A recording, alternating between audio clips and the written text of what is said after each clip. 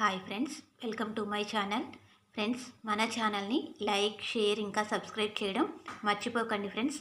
అలాగే మన ఛానల్ని సబ్స్క్రైబ్ చేసుకున్న మన ఫ్రెండ్స్ అందరికీ కూడా thank you so much friends. Subscribe చేయని వాళ్ళు సబ్స్క్రైబ్ చేసుకోండి ఫ్రెండ్స్. ఫ్రెండ్స్, ఈరోజు మనం ఎంతో రుచిగా ఉండే తాలింపు అన్నం. ఫ్రెండ్స్, మనం ఇది చాలా ఈజీగా తయారు చేసుకోవచ్చు. టేస్ట్ అయితే చాలా బాగుంటుంది. ఓకేనా ఫ్రెండ్స్? ఈరోజు మనం ఎంతో రుచిగా ఉండే తాలింపు అన్నం ఎలా తయారు చేయాలో చూద్దాం. స్టవ్ పైన ప్యాన్ పెట్టుకొని 2 స్పూన్ల ఆయిల్ వేసుకొని ఆయిల్ కొద్దిగా హీట్ అయిన తర్వాత తాలింపు దినుసులు వేసుకోవాలి ఫ్రెండ్స్. ఆవాలు, జీలకర్ర, మినపప్పు, శనగపప్పు ఇంకా కొద్దిగా జీడిపప్పు కూడా వేసుకోవాలి. మనం వేసుకున్న తాలింపు దినుసులన్నీ కూడా మంచిగా వేయించండి ఫ్రెండ్స్. ఇప్పుడు మన తాలింపులో ఉల్లిపాయ ముక్కలు, పచ్చిమిరపకాయ ముక్కలు ఇంకా ఎండుమిరపకాయలు అన్నీ కూడా వేసుకోవాలి ఫ్రెండ్స్. చూడండి, చిన్నగా కట్ చేసుకోవాలి. పచ్చిమిరపకాయలు ఇంకా ఉల్లిపాయలు చూడండి ఎలా కట్ చేశానో నేను, అలా కట్ చేసుకోవాలి. ఉల్లిపాయలు కూడా మంచిగా వేయించండి ఫ్రెండ్స్. ఫ్రెండ్స్, మనం జీడిపప్పు ఉంటే వేసుకోవచ్చు, లేకపోయినా పర్వాలేదు. ఓకేనా ఫ్రెండ్స్?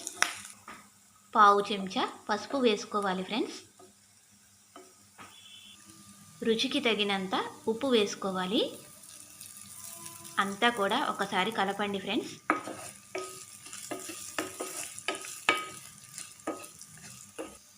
ఇప్పుడు మనం ఉడికించిన అన్నం వేసుకోవాలి. నేను 2 కప్పుల అన్నం తీసుకున్నాను ఫ్రెండ్స్.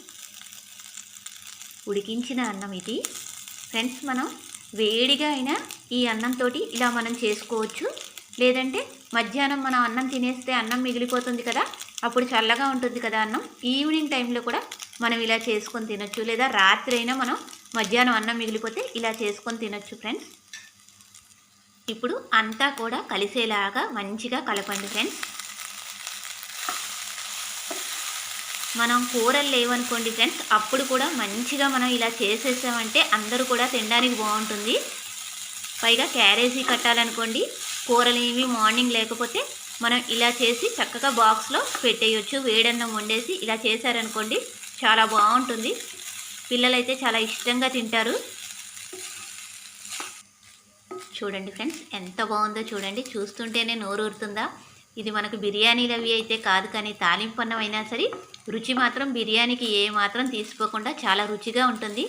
ఇందులో మనం వేరుశనగ పలుకులు కూడా కావాలంటే వేసుకోవచ్చు ఫ్రెండ్స్. జీడిపప్పు కాకుండా వేరుశనగ పలుకులు కూడా వేసుకోవచ్చు. జీడిపప్పు లేకపోయినా పర్వాలేదు.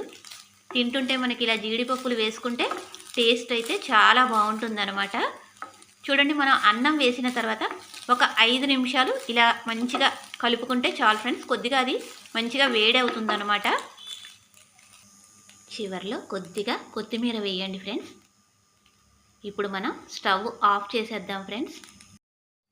చూడండి ఫ్రెండ్స్, మనం తయారు చేసుకున్న తాలింపు అన్నం ఎంత బాగుందో చూడండి. టేస్ట్ అయితే చాలా బాగుంటుంది ఫ్రెండ్స్. నచ్చితే తప్పకుండా మీరు కూడా ట్రై చేయండి.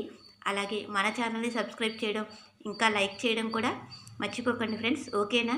Bye bye.